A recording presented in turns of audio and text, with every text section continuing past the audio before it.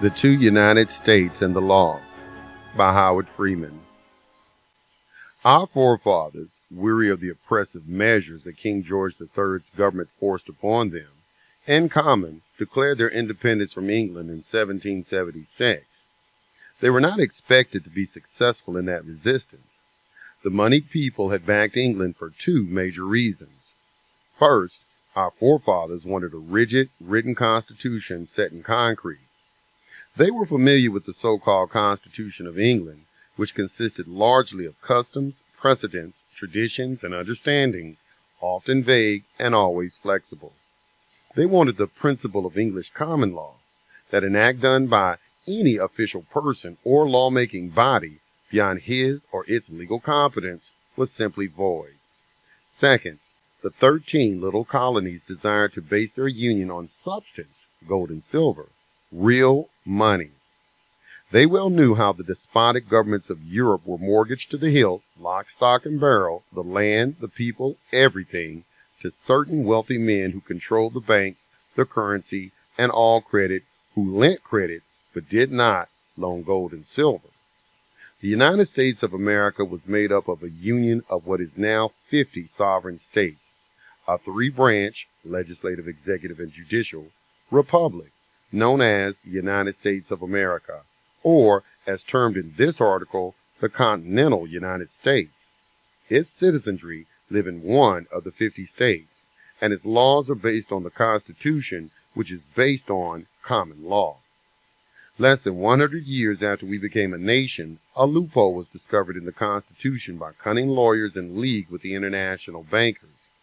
They realized that a separate nation existed by the same name that Congress had created in Article 1, Section 8, Clause 17. This United States is a legislative democracy within the constitutional republic and is known as the Federal United States. It has exclusive, unlimited rule over its citizenry, the residents of the District of Columbia, the territories and enclaves, Guam, Midway Islands, Wake Island, Puerto Rico, etc., and anyone who is a citizen by way of the 14th Amendment, naturalized citizens. Both United States have the same Congress that rules in both nations. One United States, the Republic of 50 States, has the Stars and Stripes as its flag, without any fringe on it. The federal United States flag is the Stars and Stripes with a yellow fringe seen in all the courts. The abbreviations of the states of the continental United States are, with or without the zip codes, ALA, ALAS, ARIZ, ARK, CAL, etc. The abbreviations of the states under the jurisdiction of the federal United States, the legislative democracy, are AL, AK, AZ, AR, CA, etc., without any periods. Under the Constitution, based on common law, the Republic of the United States provides for legal cases. Number 1, at law. Number 2, in equity. And number 3, in admiralty. Number 1. Law is the collective organization of the individual right to lawful defense. It is the will of the majority, the organization of the natural right of lawful defense. It is the substitution of a common force for individual forces to do only what the individual forces have a natural and lawful right to do: to protect persons, liberties, and properties, to maintain the right of each, and to cause justice to reign over us all. Since an individual cannot lawfully use force against the person, liberty, or property of another individual, then the common force, for the same reason, cannot lawfully be used to destroy the person, liberty, or property of individuals or groups. Law allows you to do anything you want to, as long as you don't infringe upon the life, liberty, or property of anyone else. Law does not compel performance. Today's so-called laws, ordinances, statutes, acts, regulations, orders, precepts, etc., are often erroneously perceived as law. But just because something is called a law does not necessarily make it a law. There is a difference between legal and lawful. Anything the government does is legal, but it may not be lawful. Number 2, equity is the jurisdiction of compelled performance for any contract you are party to, and is based on what is fair in a particular situation. The term equity denotes the spirit and habit of fairness, justness, and right dealing, which would regulate the intercourse of men with men. You have no rights other than what is specified in your contract. Equity has no criminal aspects to it. Number 3. Admiralty is compelled performance plus a criminal penalty, a civil contract with a criminal penalty. By 1938, the gradual merger procedurally between law and equity actions, in other words, the same court has jurisdiction over legal, equitable, and admiralty matters, was recognized. The nation was bankrupt and was owned by its creditors, the international bankers, who now owned everything. The Congress, the executive, the courts, all the states and their legislatures and executives, all the land, and all the people. Everything was mortgaged in the national debt. We had gone from being sovereigns over government to subjects under government through the use of negotiable instruments to discharge our debts with limited liability, instead of paying our debts at common law with gold or silver coin. The remainder of this article explains how this happened, where we are today, and what remedy we have to protect ourselves from this system. The present commercial system of law has replaced the old and familiar common law upon which our nation was founded. The following is a legal thread which brought us from sovereigns over government to subjects under government through the use of negotiable instruments, Federal Reserve notes, to discharge our debts with limited liability instead of paying our debts at common law with gold or silver coin. The change in our system of law from public law to private commercial law was recognized by the Supreme Court of the United States in the Erie Railroad versus Tompkins case of 1938, after which case, in the same year, the procedures of law were officially blended with the procedures of equity.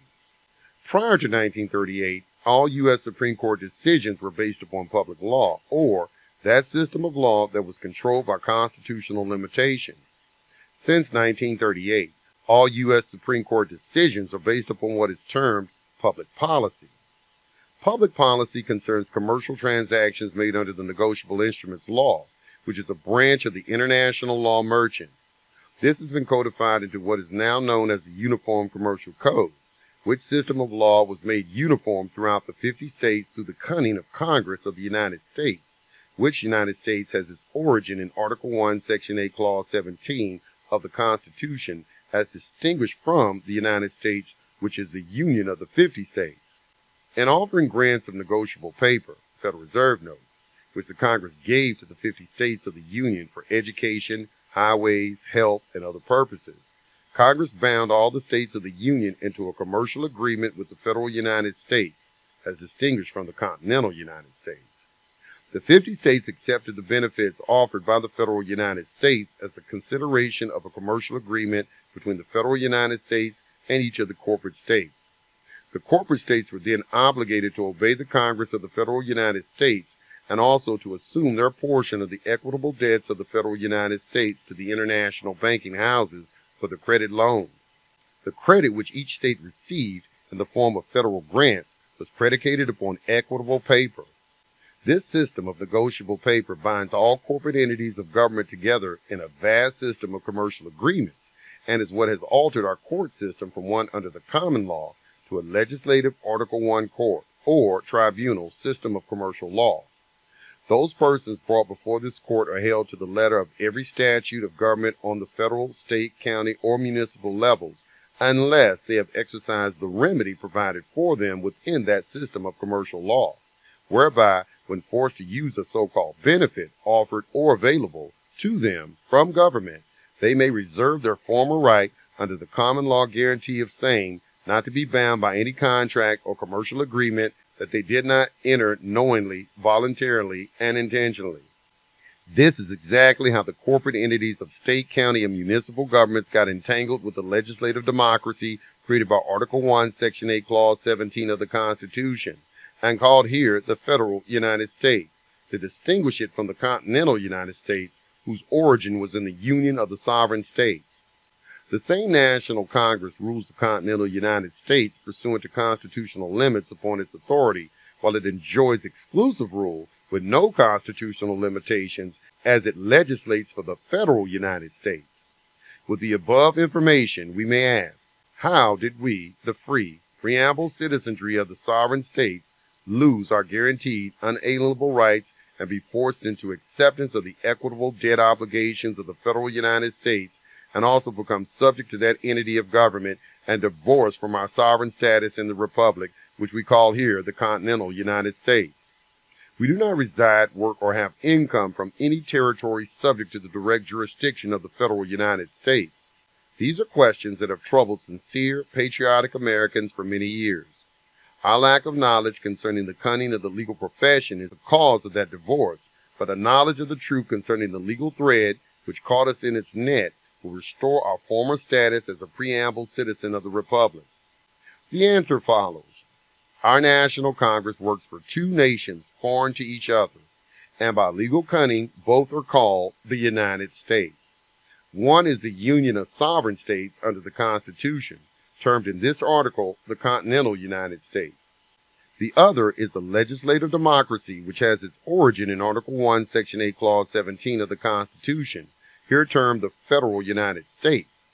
Very few people, when they see some law passed by Congress, ask themselves, which nation was Congress working for when it passed this or that so-called law?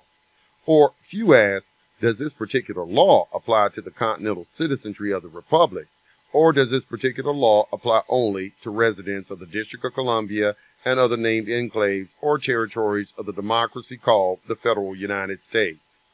Since these questions are seldom asked by the uninformed citizenry of the Republic, it was an open invitation for cunning political leadership to seek more power and authority over the entire citizenry of the Republic through the medium of legalese. Congress deliberately failed in its duty to provide a medium of exchange for the citizenry of the Republic in harmony with its constitutional mandate. Instead, it created an abundance of commercial credit money for the legislative democracy where it was not bound by constitutional limitations.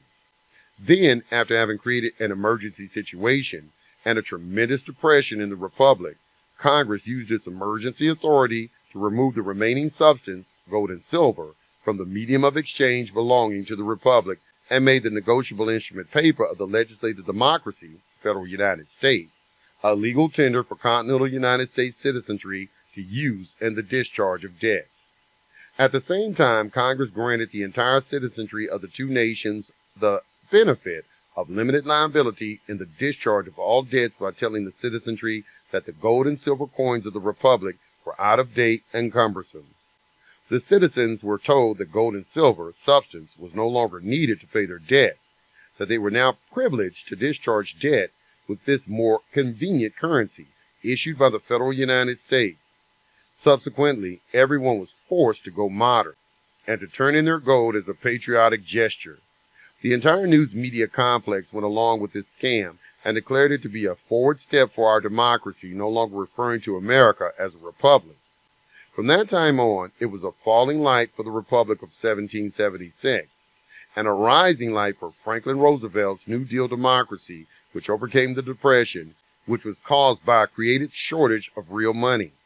There was created an abundance of debt paper money, so-called, in the form of interest-bearing negotiable instrument paper called Federal Reserve notes, and other forms of paperwork credit instruments.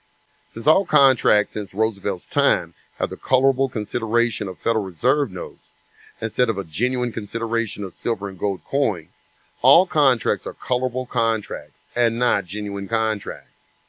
According to Black's Law Dictionary, 1990, colorable means that which is in appearance only and not in reality what it purports to be, hence counterfeit, fiend, having the appearance of truth. Consequently, a new colorable jurisdiction called a statutory jurisdiction had to be created to enforce the contracts. Soon, the term colorable contract was changed to the term commercial agreement to fit circumstances of the new statutory jurisdiction, which is legislative rather than judicial in nature. This jurisdiction enforces commercial agreements upon implied consent, rather than full knowledge as it is with the enforcement of contracts under the common law. All of our courts today sit as legislative tribunals, and the so-called statutes of legislative bodies being enforced in these legislative tribunals are not statutes passed by the legislative branch of our three-branch republic, but as commercial obligations to the federal United States for anyone in the federal United States or in the continental United States who has used the equitable currency of the federal United States and who has accepted the benefit or privilege of discharging his debts with the limited liability benefit. offered to him by the federal United States, except those who avail themselves of the remedy within this commercial system of law, which remedy is today found in Book 1 of the Uniform Commercial Code at Section 308. When used in conjunction with one's signature, a stamp stating without prejudice UCC 1-308 is sufficient to indicate to the magistrate of any of our present legislative tribunals, called courts, that the signer of the document has reserved his common law right. He is not to be bound to the statute or commercial obligation of any commercial agreement that he did not enter knowingly, voluntarily, and intentionally, as would be the case in any common law contract. Furthermore, pursuant to UCC 1-103, the statute, being enforced as a commercial obligation of a commercial agreement, must now be construed in harmony with the old common law of America, where the tribunal/court must rule that the statute does not apply to the individual who is wise enough and informed enough to exercise the remedy provided in this new system of law. He retains his former status in the Republic and fully enjoys his unalienable rights, guaranteed to him by the Constitution of the Republic, while those about him curse the darkness of commercial law government, lacking the truth needed to free themselves from a slave status under the federal United States, even while inhabiting territory foreign to its territorial venue. Hey, thanks for watching the video. If you like more videos like this, make sure you hit the subscribe button and hit the notification bell at the bottom of the screen so you can get more in-depth information only here, right on High Frequency Radio. Peace to the gods.